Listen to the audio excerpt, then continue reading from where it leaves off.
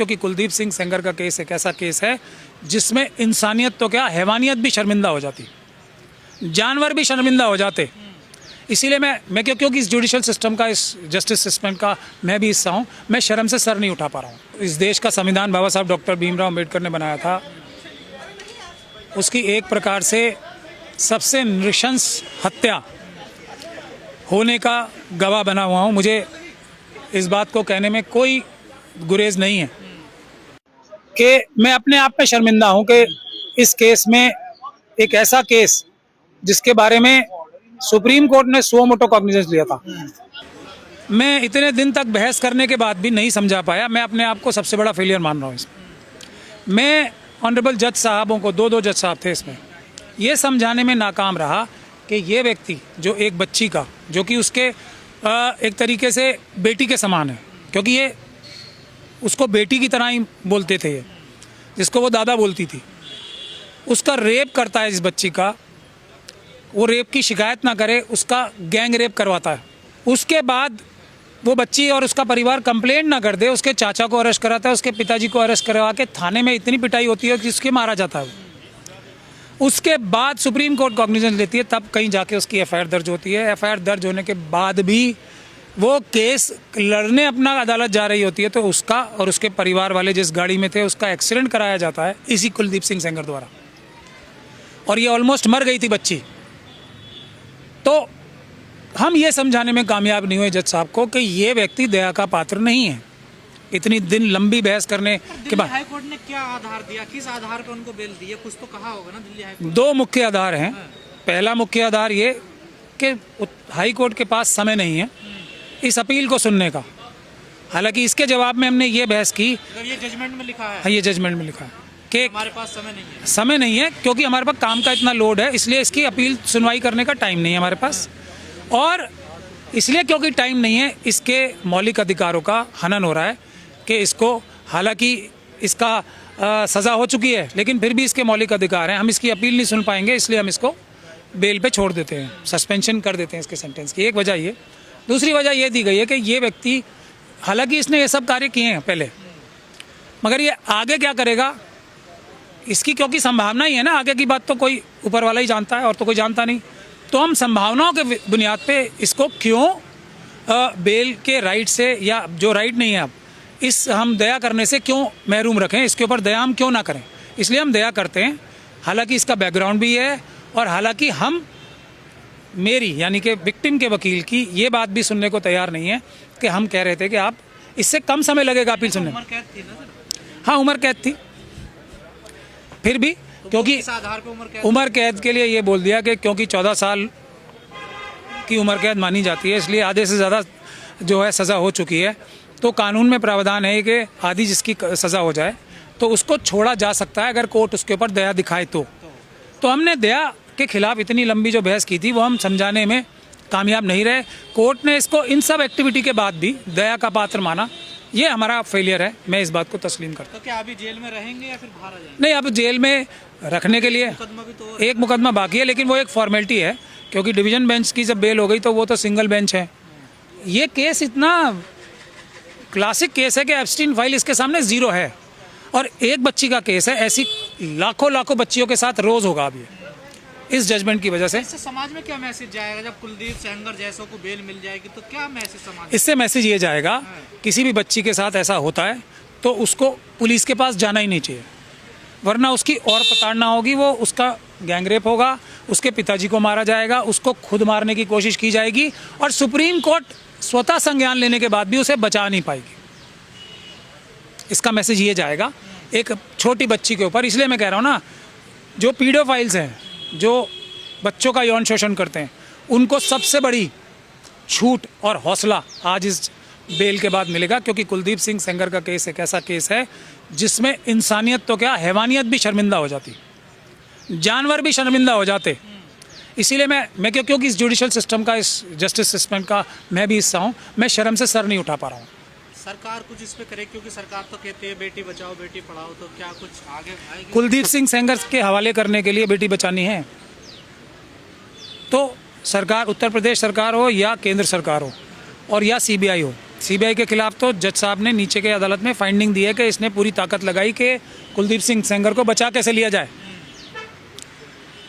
उसके बाद केंद्र सरकार हो या उत्तर प्रदेश सरकार हो, दोनों ने पूरी ताकत लगाई सुप्रीम कोर्ट में बड़े से बड़े वकील पेश करके कि इनकी सिक्योरिटी विड्रॉ कर लो ताकि ये डर जाए। आपके पास आगे क्या रास्ता है? हमारे पास एक रास्ता तो सुप्रीम कोर्ट में ही जाने का है, दूसरा देश के नागरिकों के ऊपर जो अम्बेडकरवादी हैं या जो संविधान में इतना सा भी भरोसा रखते हैं या जिनको बच्चियों के प्रति इतना सा भी प्रेम है, इतना सा भी, उनको सड़कों पे आना चाहिए।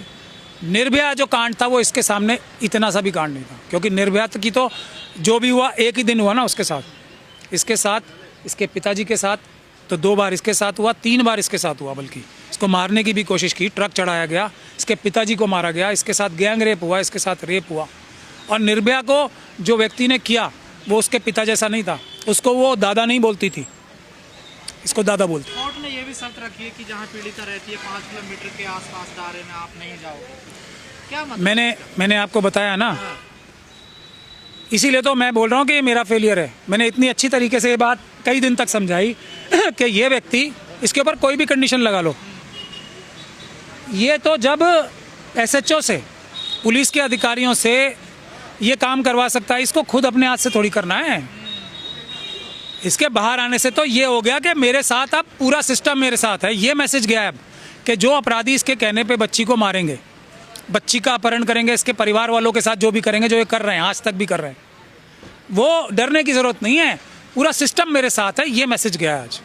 पूरा सिस्टम को मैं दबा सकता हूँ, कुचल सकता हूँ, मेरी इतनी ताकत है, क्योंकि मैं एक पॉलिटिकल पार्टी का हिस्सा हूँ, मेरे परिवार वाले उस पॉलिटिकल पार्टी में मजबूत। बैन आधार ये माना जाए कि अपराधी ने आधी से ज़्यादा जेल काट ली है, इसलिए उनको बेल मिल गई। नहीं, वो दया का पात्र है, एक तो इस वजह से क्योंकि हाईकोर्ट में अपील को देर होगी, और दूसरा इसलिए कि कोई इसके व्यक्तित्व, इतना बेचारे का शरीफ आदमी है ये, इससे इतना बेचारा इतना शरीफ सा आदमी है, ये कोई आगे थोड़ी इसके साथ ज्यादती करेगा, ऐसा हम कैसे अंदाज़ा लगा लें। इन 2 ग्राउंड्स में मिली है, ये तो इतना शरीफ आदमी है।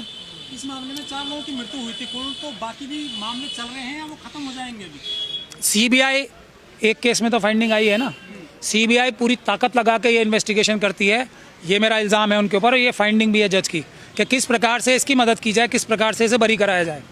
केंद्र सरकार अपने बड़े से बड़े वकीलों को खड़ा करती है सुप्रीम कोर्ट में ये कहने के लिए कि इसके सुरक्षा छीन ली जाए ताकि कुलदीप सिंह सेंगर और ये अपने सामने अकेले रह जाए। ये उत्तर प्रदेश और केंद्र सरकार करती है। सीबीआई के जो वकील इतनी सी भी अच्छी बात करते हैं ना, वो क्यों हट जाते हैं या हटा दिए जाते हैं इसी हाई कोर्ट से, ये इसकी कोई एक्सप्लेनेशन आज तक ना इस जजमेंट में कुछ लिखा है, ना किसी और ने पूछी है आज तक। और कितने केस चल रहे हैं बाकी जिनमें जजमेंट आना बाकी है? अभी एक केस तो हमने एप्लीकेशन लगाई है, एक केस में जिसमें इसके पिताजी की मृत्यु हुई थी, उसमें लगाई है कि इसमें डेथ पेनल्टी होनी चाहिए थी। सीबीआई और सरकारी वकीलों ने मिलकर केस को हल्का करके उसमें 10 साल की सज़ा कराई है, जिसमें मृत्युदंड होना चाहिए था। वो अपील भी हमारी पेंडिंग है। तो ये तो सर चलन सा नहीं होगा, बिल्किस बानो के अपराधियों को भी देखिए ऐसी बेल। बिल्किस बानो एक है, किस दिन बिल्किस बानो और ये जो उत्तराखंड की बच्ची है, हाथरस की बच्ची का एग्जाम्पल है ना आपके सामने, किस दिन, कौन सा ऐसा दिन जाता है किसी बच्ची के साथ ये ना होता हो? कितने पॉक्सो के केसेस में सज़ा हो रही है, बताओ आप। सारा ज्ञान जो हमारे सिस्टम को आ जाता है वो इन्हीं केसेस में तो आता है। देखिए जो यूएपीए के केसेस में क्या है, यूएपीए के केसेस में, जो आतंकवाद के केसेस में जो लोग फंसाए गए हैं या फंसे हुए हैं, उसमें बुनियादी वजह क्या है बेल ना देने की? कि प्रथम दृष्टया ये बेगुनाह है।